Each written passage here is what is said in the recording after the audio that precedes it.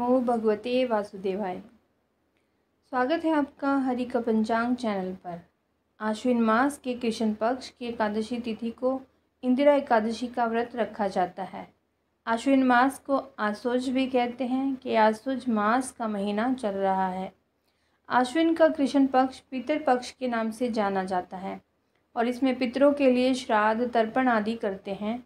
जिस व्यक्ति की आत्मा यमलोक या पितरलोक में कष्ट भोग रही होती है, उनकी मुक्ति के लिए इंदिरा एकादशी का व्रत रखना चाहिए। भगवान श्री कृष्ण ने युधिष्ठिर को इंदिरा एकादशी व्रत के महत्व को बताते हुए कहा था कि इंदिरा एकादशी का व्रत पितरों को अधोगति से मुक्ति दिलाने वाला है। इस व्रत को करने से व्यक्ति पाप मुक्त हो जाता है, उसे भगवान विष्णु की कृपा प्राप्त होती है और वह बैकुंठ में स्थान पाता है। आइए जानते हैं इंदिरा एकादशी का व्रत कब है और व्रत की पूजा विधि, मुहूर्त और पारण समय क्या है। पंचांग के अनुसार इस साल आश्विन माह के कृष्ण पक्ष की एकादशी तिथि की शुरुआत 9 अक्टूबर दिन सोमवार को दोपहर 12:36 से होगी। इस तिथि की समाप्ति 10 अक्टूबर दिन मंगलवार को दोपहर 3:08 पर होगी। ऐसे में उदया तिथि की मान्यता के अनुसार इंदिरा एकादशी का व्रत 10 अक्टूबर मंगलवार को रखा जाएगा। इस साल की इंदिरा एकादशी साध्य और शुभ योग में है। व्रत वाले दिन साध्य योग प्रातःकाल से लेकर सुबह 7:47 तक का है। इसके बाद से शुभ योग का प्रारंभ हो जाएगा, जो पूरे दिन है। ये दोनों ही मांगलिक कार्यों और पूजा पाठ के लिए अच्छे योग माने जाते हैं। इंदिरा एकादशी के दिन आप सुबह से ही भगवान विष्णु की पूजा कर सकते हैं। इसके अलावा आप चाहें तो सुबह 9:13 से दोपहर 1:35 के बीच कभी भी इंदिरा एकादशी व्रत की पूजा कर सकते हैं। इसमें लाभ अंतिम मुहूर्त सुबह 10:41 से दोपहर 12:08 तक है, जबकि अमृत सर्वोत्तम मुहूर्त 12:08 से दोपहर 1:35 तक है। जो लोग इंदिरा एकादशी का व्रत रखेंगे वे व्रत का पारण 11 अक्टूबर को यानी कि बुधवार को सुबह 6:19 से सुबह 8:39 के बीच कभी भी कर सकते हैं। और पारण के समय को याद रखें, यह बुधवार को सुबह 6:19 से सुबह 8:39 के बीच है। इस दिन द्वादशी तिथि का समापन शाम को 5:37 पर हो जाएगा। इंदिरा एकादशी के दिन आप व्रत और पूजा का संकल्प करें, फिर भगवान विष्णु की पूजा शुभ मुहूर्त में विधि पूर्वक करें। उनको अक्षत, पीले फूल, पंचामृत, तुलसी के पत्ते, चंदन, धूप, दीप, नैवेद्य आदि अर्पित करें। ओम नमो भगवते वासुदेवाय मंत्र का जाप करें। इंदिरा एकादशी व्रत की कथा को सुनें, भगवान विष्णु से पितरों की मुक्ति के लिए प्रार्थना करें और इस व्रत के पुण्य फल को अपने पितरों को दान कर दें। इससे उनको अधोगति से मुक्ति मिलेगी।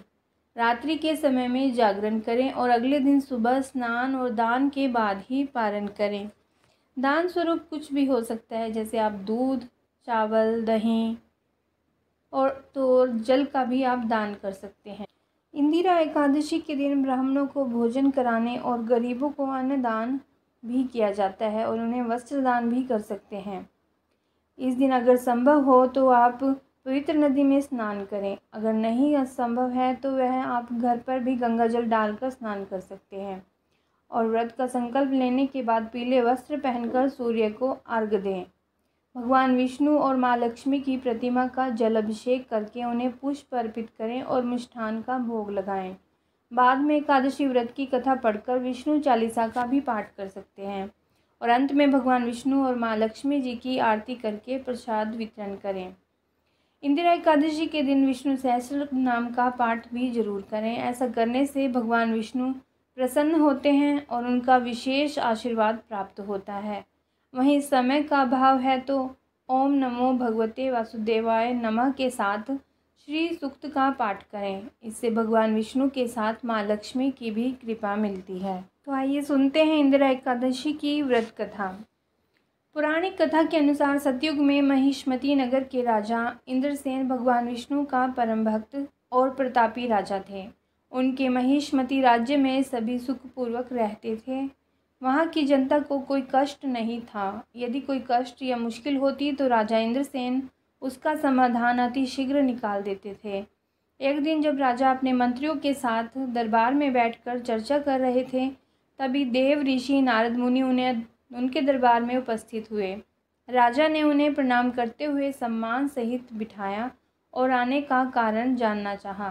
तब देव ऋषि नारद नारायण नारायण का जाप करते हुए कहने लगे कि हे राजन, आपके महिष्मती राज्य में सभी लोग सुखपूर्वक और बिना कष्ट के जीवन व्यतीत कर रहे हैं, लेकिन आपके पिता पूर्व जन्म में किसी गलती के कारण वश उन्हें यमलोक में निवास करने के लिए विवश होना पड़ रहा है।